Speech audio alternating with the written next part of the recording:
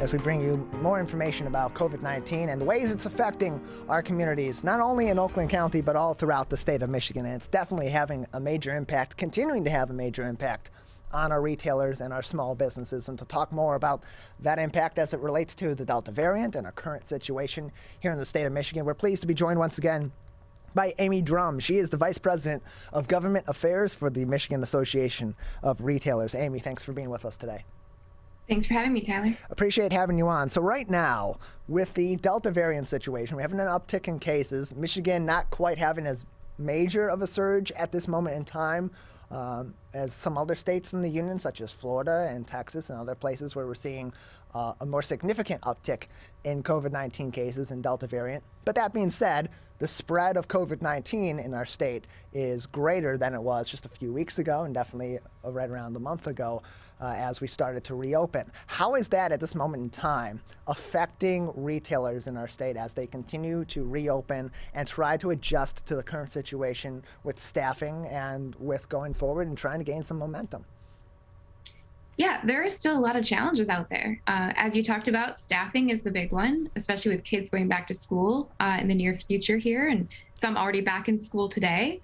But the big thing that we're seeing is a change in the signage at store level. So we're grateful that there aren't any required mask mandates from county health departments or from the state. We don't want to put retail employees in danger of enforcing those when we know that a lot of people are really frustrated by seeing masks come back. I think we were talking about it a little bit earlier, but there's a lot of disagreement on whether we should mask or not. What you're seeing at the store level, though, is stronger encouragement for more people to wear masks in the store, but not an actual requirement in most cases. We're joined by Amy Drumm. She's the Vice President of Government Affairs for the Michigan Association of Retailers. So with that being said, with there not being requirements from the CDC or from the Michigan Department of Health and Human Services, with there not being requirements for masking inside of buildings or for mask mandates or vaccination requirements, that being said, we're still seeing some businesses throughout the U.S. and here in the state of Michigan are still making those mandates themselves. Are we seeing that become more commonplace, or do you expect that to become more commonplace here in Michigan going forward? Of course, with the caveat being that the enforcement of those rules really does come down to the employees. Yeah, I think we would say, like anything, the best local control is letting the business owner decide what's best for their employees and their customers. And so you do have some businesses and some retailers who are saying, we want to protect our folks at all costs. We want to make sure that everybody comes in wearing a mask. We want to make sure our employees are strongly encouraged to get vaccinated, or maybe in some cases making that a requirement with some exceptions, for federal requirements for those with medical disabilities or reasons they couldn't get it. But that really is what we're asking folks, is to respect what each retailer is asking you to do as a customer or as an employee. And it is their local choice. They have the best idea of what their customers will appreciate. And I think what we see is a very different level between some of your maybe specialty stores, smaller retailers who have a very distinct clientele, distinct customer base, versus those where everybody's going to get groceries and everybody's going to get hardware supplies. And they have a harder time, I think, implementing a mask mandate because everybody needs to go there. And it's harder for folks to go do curbside, or they may not have the opportunity. So there's a lot of shopping options. And if you're not comfortable going into a store that doesn't have a mask mandate, you can certainly call ahead. You can get curbside, you can order online. There's lots of ways to get the things that you need. But at the end of the day, we want to make sure that everybody respects what each retailer does. And if they do have a mask mandate, we hope that you'll appreciate that and maybe find a different way to shop if you don't want to go in the store. And that kind of goes both ways too, because if you have a situation where you want to shop at one store or another and they require masks, and you are not someone that appreciates those mask mandates or doesn't believe in those mask mandates or isn't comfortable wearing masks for one reason or another, you have options to go somewhere else. And then the same thing goes for people that would prefer these stores to have mask mandates. If you don't appreciate going to a store that doesn't have one in place, you more than likely have other options there. But there are some situations like grocery stores where everybody needs to go, and it's much tougher for their employees, especially given the staffing situation that we have right now at a lot of these retailers and really businesses across the board, to enforce those rules. Heck, I was at my local grocery store just over the weekend, and it really was a mixed bag. I wear a mask in there. I know I see plenty of other people that are wearing masks in there, but I also see people that are walking around without masks. Some I assume are vaccinated, some I assume are not. Some are explicitly saying I'm not vaccinated and wear shirts that are basically saying unvaccinated and proud. It's a mixed bag, and it's going to be that way. In terms of addressing that situation, putting mandates in place, how much tougher does it get now, because these businesses are still having issues trying to get people to come in and fill the voids that were lost from laying people off and people not coming back to work later on at those same institutions? It's really tough. I mean, you have that, just as you said, there's the issue on both sides. You have people who want more safety, you have folks who want more, to make their own choice for themselves, and they don't want to have to follow any requirements. It really depends on each retailer of whether or not they're requiring their employees to wear masks. You are seeing more and more retailers and restaurants doing that, where you have the employees are wearing masks the entire time. But again, it's up to them to make that choice. And we're hopeful that the employment issue, while a lot of high school students and college students are employed in, kind of those frontline positions, we're hopeful that more of those other positions that have been waiting for employees to come back, that with the unemployment benefits expiring in the next few weeks here and not being extended further, that's good news. And we're waiting to see if that, combined with students going back to school and there not being as many childcare issues, hopefully, that you may see more employees available and ready to go back to work. So we're hopeful that that will be the case, and we'll see fewer of those labor shortages going forward. But it's still a challenge, and we want to make sure it's a safe workplace for everyone. And again, at the end of the day, it's up to each retailer and each employee. Where are you comfortable working? Where are you comfortable shopping? How do you want to shop? There's lots of options out there. Amy Drumm joins us on the MegaCast. She is the Vice President of Government Affairs at the Michigan Association of Retailers, joining us today on the show. And Amy, we saw this earlier on in the pandemic from big box stores. When we're starting to see it again, they're employing what is known as dark stores strategy. That's having some effect also on our local communities, where these stores are coming in, where these big box stores are taking up property and are usually serving the community in one capacity or another through their retail availabilities in the grocery stores and so on. Can you tell us a little bit about what this dark stores strategy is? So Tyler, maybe you could elaborate more. I know it's used in a couple different contexts. One with, being kind of a fulfillment center, where you're not going into the store, but you're doing kind of curbside pickup. And then there's another theory out there that's a little bit different, related to another issue on taxes. Which one are you referring to? Let's talk about the one that's affecting taxes, because that's having more of a direct effect on these local communities.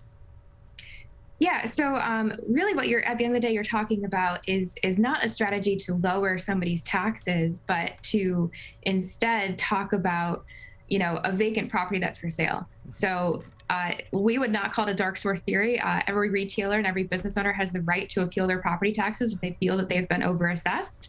And that's what we've seen, is that these properties have been overassessed repeatedly.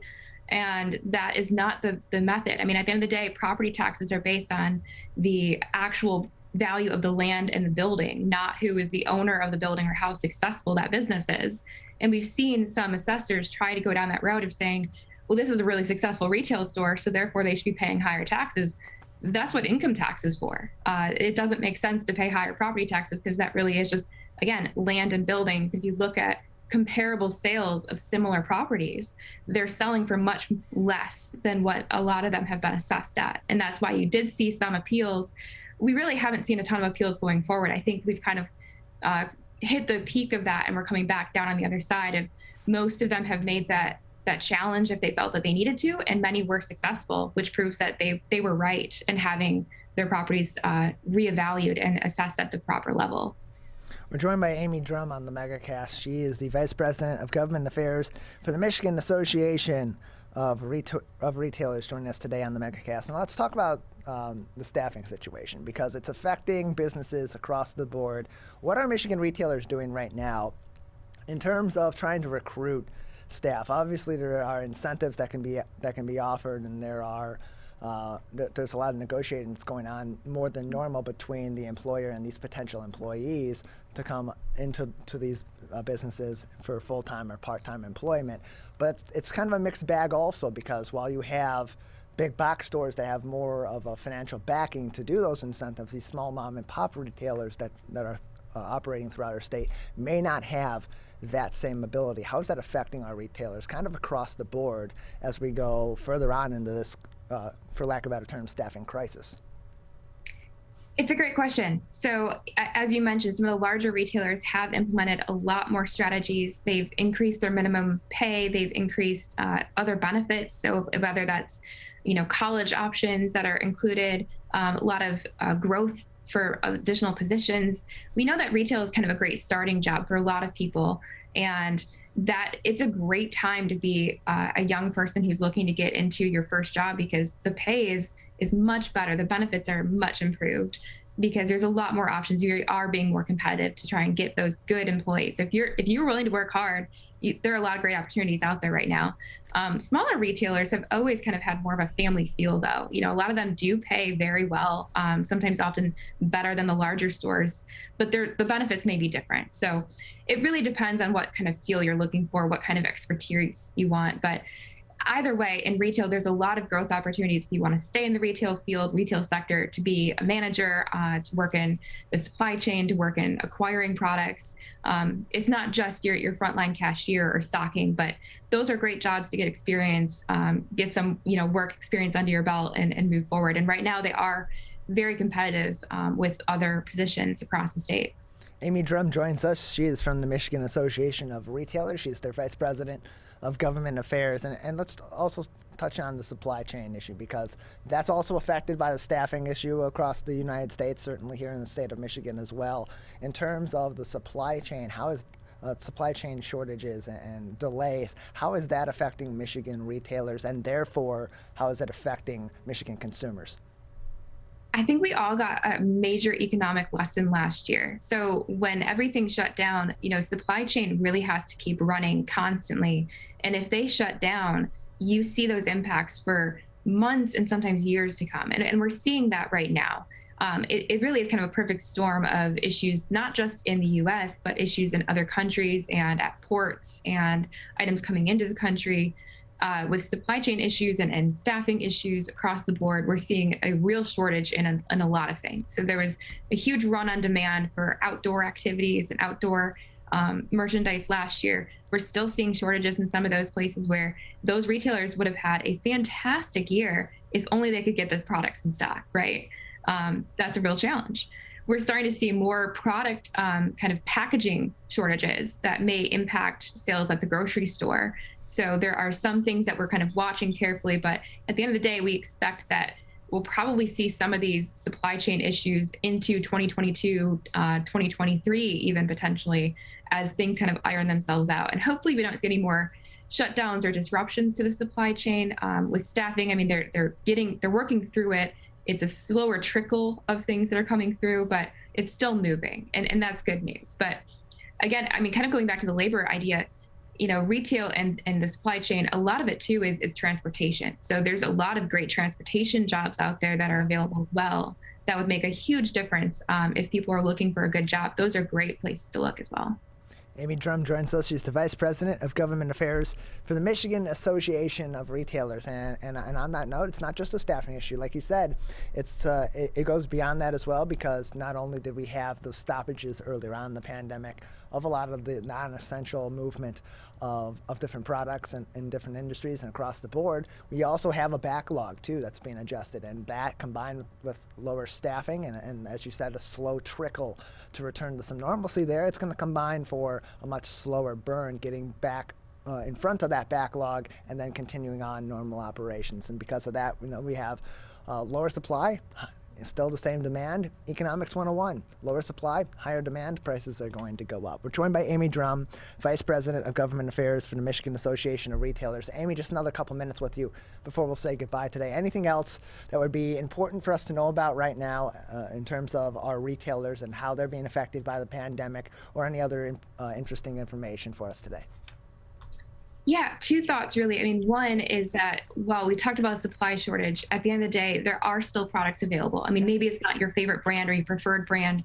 We don't want anybody kind of running out and making a run on the stores, because that only hurts the supply more. Just buy what you need. It will it will be there. The stores will be open. You can get it one way or another. So we don't want to see any kind of mass hoarding of products or buying of more than you need. That was a problem last year. We don't want to see that happen again.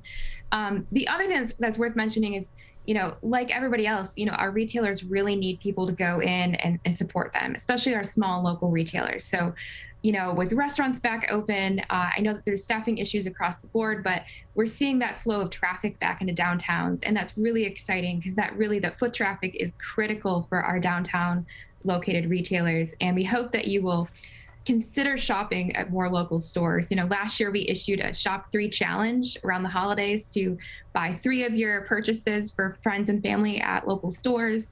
We're going to do that again. We've got Buy Nearby weekend coming up where it encourages people to shop local at your local stores over that weekend. We always want people to buy nearby though. So that's really what we would encourage you to do is, go be a tourist in kind of your local downtowns, check out your local retail stores. They really need your support more than ever, just like the restaurants do. And we'd really encourage you to go see what they're up to, see what they have available, and what you can maybe buy from a local retailer instead of buying it online. Well, Amy, we appreciate you joining us today. Thanks so much for having me.